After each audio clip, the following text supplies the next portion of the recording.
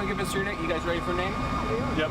Go ahead and tell us your name. Okay, it's Captain Marc, M-A-R-C. The last name is Saenz, S-A-E-N-Z. What happened, Captain? Okay, we had a fire come in at 2:27 this morning. Callers reported heavy fire showing from doors and windows of this apartment complex. It's 16 units. We had to evacuate the whole complex, and we evacuated 2 other buildings just to be sure. Those other 2 buildings are going to be reoccupied. These people in this apartment complex are not going to be able to go back in. They're going to be displaced, and we got Red Cross helping them. So it came in at 2:27. It went to a second alarm at 2:37. The fire was declared knocked down at 2:59, and then at 3:15 it was declared under control.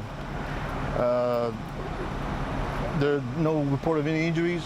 Like I say, we've got probably about 35 people displaced, and Red Cross is helping them. And Capital Metro sent out a bus to help keep them cool, you know, give them a place to stay for now. I was told by the firefighters, is mainly UT students, you know. We've got about 17 fire units here, and probably about 55 to 60 firefighters. Any idea on the cause at this point? Our investigator is here, and he'll be asking the occupants what their last actions were, and you know, try to come to a cause. But nothing yet. It's too early. I'm trying to think.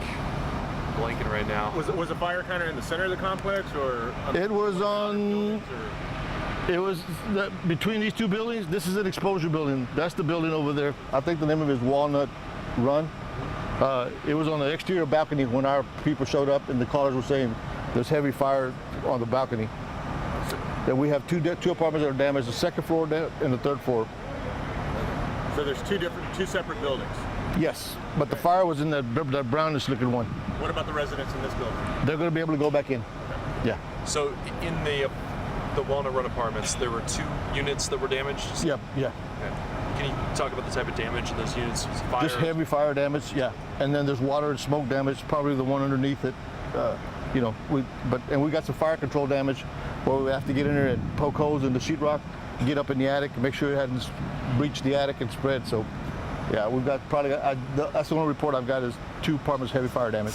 Why did the other units, 14 other units, right? Is that There's 16 total, yeah. And so why did the others have to be displaced? Just because of smoke and stuff, because the smoke can permeate through the cracks and stuff, and you get carbon monoxide.